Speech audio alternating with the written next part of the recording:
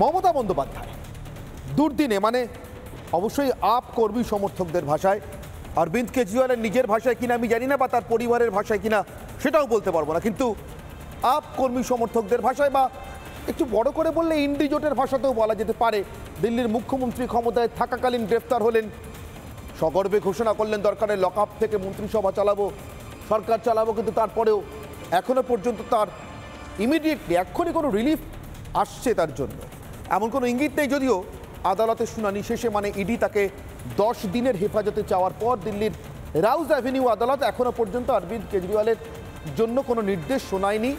আদালত তার যে নির্দেশ সেটা রিজার্ভ রেখেছে, কিছুক্ষণের মধ্যে আসবে, অর্থাৎ কতদিনের হেফাজত মঞ্জুর হবে বা আদৌ হবে কিনা ইত্যাদি ইত্যাদি। কিন্তু প্রশ্ন অন্য জায়গায়, এই কোটানকোট দুর্দিন, এই তথাকথিত দুর্দিনে কেজরিওয়ালের পাশে থাকার জন্য মমতা বন্দ্যোপাধ্যায় একজন নয়, দলের 2 জন সাংসদকে দিল্লি পাঠানোর সিদ্ধান্ত নিলেন, জানিয়ে দিলেন সোশ্যাল মিডিয়ায় পোস্ট করে ডেরেক ওব্রায়েন আর নাদিমুল হক যাচ্ছেন তার প্রতিনিধি হয়ে অরবিন্দ কেজরিওয়ালের পাশে থাকার জন্য, পরিবারের পাশে থাকার জন্য ফোন করলেন, কথা বললেন।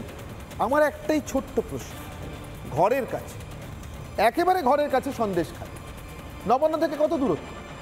100 কিলোমিটার হবে কি? মমতা বন্দ্যোপাধ্যায় কজনকে পাঠান? সন্দেশকালীন কজন নির্যাতিতাকে আজ পর্যন্ত ফোন করলেন মুখ্যমন্ত্রী, জানতে চাইলেন কষ্টের কথা, বললেন পাশে থাকার আশ্বাস দিলেন। যাই হোক, যাই ঘটে যাক, শাহজাহান, শিবু, তোমরা যত অত্যাচারী আপনাদের উপর এতদিন করে থাকুক না কেন, এখন যখন আমি জেনে গেছি আপনাদের উপর অত্যাচার হয়েছে, কোনো চিন্তা করবেন না। আমি মমতা বন্দ্যোপাধ্যায়, পশ্চিমবঙ্গের পুলিশ মন্ত্রী, মুখ্যমন্ত্রী, আমি আপনাদের পাশে আছি। একটা ফোন একজন নির্যাতিতাকে বললেন কি না, বরং প্রশ্ন তুললেন এরা আদৌ সন্দেশখালীতে থাকে কিনা, বহিরাগত কি। আর ঠিক এখানেই আমার প্রশ্ন, তৃণমূল কংগ্রেসের অপরাধ আর অপরাধীদের পাশে থাকাটা কি একটা কর্তব্যের মধ্যে পড়ে, অভ্যাসের মধ্যে পড়ে, না নীতির মধ্যে পড়ে? তৃণমূলের রাজনৈতিক নীতিটাই কি এটা, অপরাধ আর অপরাধীদের পাশে থাকা? আজকের বিতর্কে আসবো, কিন্তু সবার আগে এই মুহূর্তের প্রতিবেদন।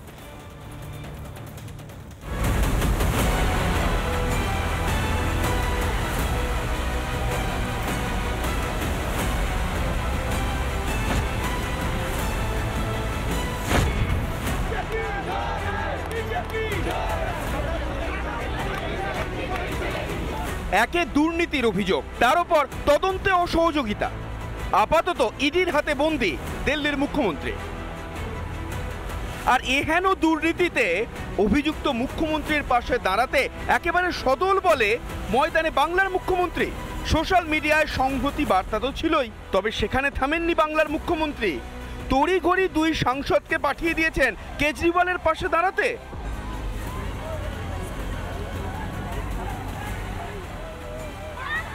অথচ বারবার সন্দেশখালীর মা বোনেদের শত কাকুতি মিনতি শুনেও নিজের রাজ্যের মানুষদেরও বিচ্ছিন্ন দ্বীপ করে রেখে দিয়েছেন মমতা। বহিরাগত বলতেও দুবার ভাবেননি। আপনারা দেখেছেন যারা মুখে মাস্ক পরে পরে ছবি তুলছে, ধরাও পড়েছে বিজেপির কর্মী, কিভাবে তারা বাইরে থেকে নিয়ে এসে একটা এলাকাকে অশান্ত করার চেষ্টা করেছে। না, আমরা বহিরাগত না, আমরা এই দেশেরই নাগরিক, আমরা কোনো বহিরাগত না। মুখ্যমন্ত্রী বাজে কথা বলছেন। মুখ্যমন্ত্রী এসে দেখে যান, আমরা মোটেও বাইরের লোক না। মুখ্যমন্ত্রী উনি যদি বলে থাকেন যে আমরা বাইরের লোক, তাহলে উনি আসুক, এসে আমাদের আইডেন্টি কার্ড চেক করুক, আমাদের ভোটার লিস্ট চেক করে দেখুক আমরা কোথাকার বাসিন্দা। মুখ যে ঢাকি কথা বলছি কিসের জন্য? আমাদের ভয়, আতঙ্ক। যাবেন কি, যাবেন কোন মুখে? যে শেখ শাহজাহানের বিরুদ্ধে ফুঁসছে সন্দেশখালী, সেই শাহজাহানকে নিজস্ব রক্ষা কবচ দিয়ে চলেছে মুখ্যমন্ত্রীর পুলিশ। 5 বছর আগের 3-3টে মানুষকে খুনের মামলায় 1 নম্বর আসামি শাহজাহানের নামটাই চার্জশিট থেকে কোন অজানা কারণে বাদ দিয়েছিল মমতার পুলিশ। নথি দেখে অবাক কলকাতা হাইকোর্টও। তৃণমূল মানেই অপরাধ আর অপরাধীদের পাশে থাকার গ্যারেন্টি। রিপাবলিক বাংলা। এদেশের প্রধানমন্ত্রী কিছু গ্যারেন্টি দিচ্ছে, মোদি কি গ্যারেন্টি? যদিও সেটা যতখানি প্রধানমন্ত্রী হিসেবে ততখানি বিজেপির প্রধানমন্ত্রী মুখ হিসেবেও দিচ্ছেন এই লোকসভা ভোটের সিজনে বা মরশুমে। সেটা নিয়ে প্রশ্ন তুলছেন বিরোধীরা, বিশেষ করে রাজ্যের তৃণমূল কংগ্রেস, মোদি কি গ্যারান্টির আসলে দাম কতটুকু? আমি ছেড়ে দিলাম আপাতত মোদি কি গ্যারান্টির কথা, মানে নরেন্দ্র মোদীর গ্যারান্টির কথা। আমি জিজ্ঞাসা করছি তৃণমূল কিসের গ্যারান্টি দিচ্ছে, কাদের গ্যারান্টি দিচ্ছে? অপরাধ আর অপরাধীদের পাশে থাকা আমার আজকের প্রশ্ন, আজকের অগ্নিবাণ। তৃণমূল মানেই অপরাধীদের আশ্রয়ের গ্যারান্টি, নিশ্চিত আশ্রয় পাওয়া যাবে অপরাধ আর অপরাধীদের জন্য। আমার সঙ্গে উপস্থিত যে অতিথিরা এক একে পরিচয় করে দিই। আমার একদম ডান দিক থেকে রয়েছেন রাজর্ষি লাহিড়ী, বিজেপি মুখপাত্র। আমার ঠিক ডান দিকেই রয়েছেন ডক্টর শতরূপা, বিজেপি মুখপাত্র। আমার বাঁ দিকে মণিশঙ্কর চট্টোপাধ্যায়, আইনজীবী এবং তৃণমূল সমর্থক। আমার বাঁ দিকে, একেবারে বাঁ দিকে অনিন্দ্য সিনহা রায়, রাজনৈতিক কর্মী এবং তৃণমূল সমর্থক, এবং রাজাগোপাল ধর চক্রবর্তী আমার সঙ্গে জয়েন করবেন, যোগ দেবেন কিছুক্ষণের মধ্যে রাজনৈতিক বিশ্লেষক হিসেবে। আমি শুরু করি মণিশঙ্করবাবু আপনার কাছ থেকে। গ্যারান্টিটা কিসের তৃণমূল কংগ্রেসের এইভাবে অরবিন্দ কেজরিওয়াল থেকে শুরু করে সন্দেশখালী শাহজাহানদের পাশে দাঁড়ানোর গ্যারান্টি, কিন্তু নির্যাতিতদের পাশে নয়?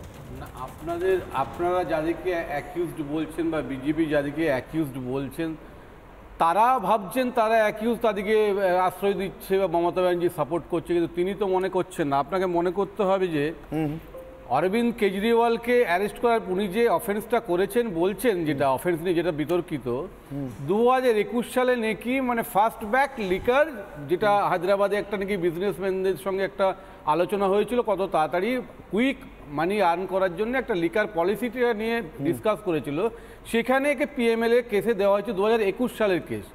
কি এমন ঘটনা ঘটলো যে তাড়াতাড়ি করে এই ভোটটা ডিক্লেয়ার হওয়ার পরেই তাকে অ্যারেস্ট করতে হবে? এক। দুই হচ্ছে যে আপনি বলতে পারেন যদি কোনো অপরাধী হয় তার সঙ্গে ভোটের সম্পর্ক কি, তাকে তো একজন যদি কেউ এখন মার্ডার করে তাহলে কি ভোটের জন্য তাকে অ্যারেস্ট করা হবে না? বলতেই পারেন, কিন্তু অপরাধের প্যারামিটারটা আপনাকে দেখতে হবে যে কখনো কখনো দেখি এমন একটা ঘটনার সঙ্গে যুক্ত পালিয়ে যাচ্ছে, অ্যারেস্ট না করলে তাই এভিডেন্স ট্যাম্পার হয়ে যাবে, ওকে তো খুঁজে পাওয়া যাবে না। এই ধরনের অপরাধ হলে হয়তো সে সঙ্গে সঙ্গে অ্যারেস্ট করাটার প্রয়োজন হয়, কিন্তু আমার যতদূর মনে হয় এটা একটা আউট অফ গ্র্যাজ। কেন বলছি যে আপনি যখন দেখবেন সারা ভারতবর্ষের লোক আপনাকে ভালোবাসছে কিন্তু আপনার বাড়ির লোক আপনাকে সবাই নেগলেক্ট করছে, আপনার মনের মধ্যে কিন্তু একটা হাহুতাশ থাকবে। কেন বলছি, দিল্লিতে রাষ্ট্রপতি ভবন, দিল্লিতে প্রধানমন্ত্রীর বাসভবন, দিল্লিতে বিজেপি নেই, এইটাতে একটা বিশাল একটা নিজের একটা মানে মনের মধ্যে সারাক্ষণ যায় যে না যেখানে আমি আছি সেখানেই আমার পার্টি কিছু করতে পারছে না। আর একটা ফেস বলবো আমি, এই যে কেজরিওয়ালকে অ্যারেস্ট করা হয়েছে, অ্যারেস্ট করার সঙ্গে সঙ্গে এখনো বেল হয়েছে, হবে কি হবে না সেটা এখনো পেন্ডিং আছে, এখনো জাজমেন্টটা অ্যানাউন্স হয়নি। তার আগে কিন্তু পাবলিক ইন্টারেস্ট লিটিগেশন করে বসে আছে বিজেপির সমর্থকরা যে কেজরিওয়ালকে যেন আর মুখ্যমন্ত্রী হিসেবে না রাখা, মানে ধরেই নিয়েছে বেলটা রিজেক্ট হবে, আর ধরেই নিয়েছে একটা প্রি প্ল্যান, প্রি ডিটারমাইন্ড যে এই লোকটাকে যদি দিল্লির থেকে না সরানো হয়, এনার যে কাজ সারা ভারতবর্ষের মধ্যে একটা দিল্লিতে যেখানে ইলেকট্রিকের ছাড়, যেখানে স্কুলের প্ল্যানিং, সেইখান থেকে যদি না একে হয়তো বিজেপি উৎখাত করতে পারবে না, আমাদের ক্ষমতা আছে, ক্ষমতা বলে একে উৎখাত করতে হবে। আচ্ছা বেশ, আমি এবার শতরূপার কাছে আসবো। শতরূপা, কোনটা বেশি টাফ হলো বলে আপনার মনে হলো? কেজরিওয়ালকে যদি মণিশঙ্করবাবুর কথা হুবহু রাজনৈতিক অভিযোগগুলো সত্যি মনে করে নিজে কেজরিওয়ালকে দিল্লির রাজনীতির চিত্রপট থেকে সরানো নাকি শাহজাহানকে সন্দেশখালী থেকে সরানো, কোনটা বেশি টাফ হলো? দুটো পুলিশের কাজই দেখলাম আমরা। এখানে তো পুলিশ নেই, কেজরিওয়ালকে তো অ্যারেস্ট করেছে ইডি, আর সন্দেশখালীতে তো ওরা 59 ডেজ ধরে চিন্তা ভাবনা করলো ধরবে কি ধরবে না, ধরবে কি ধরবে না। ফাইনালি অভিষেক ব্যানার্জি একটা অদ্ভুত থিওরি, একটা স্টে অর্ডার থিওরি বের করে নিজের মূর্খতা প্রমাণ করে তারপরে পুলিশ বলে ওই শাহজাহান দেখতে পাচ্ছি, খপ করে গিয়ে ধরলো। তো এই দুটো নিয়ে আলোচনা করে লাভ নেই। আমি আজকের কথাটা একটু বলি যে মণিশঙ্করদা, I mean he is a very intelligent man, কেন যে হঠাৎ এই লজিকে চলে গেল আমি বুঝলাম না, কিন্তু আমি দু তিনটে জিনিস আমি একটু অবজার্ভ করলাম যার জন্য আমি প্রায় বিষম খেলাম। যে এই যে একটা তাড়াহুড়ো করে কেজরিওয়ালের বউকে ফোন করে দুজনকে পাঠিয়ে, এটা একটা তো উনি ডাইরেক্ট মেসেজ দিলেন যে আমরা ছোটবেলায় জানতাম চোরে চোরে মাস্তুতো ভাই, এখানে হচ্ছে clear and loud and clear যে চোরে চোরে পিস্তুতো ভাই, তুমি চোর আমি চোর, আমরা সবাই এক, সব চোরেরা এক হও।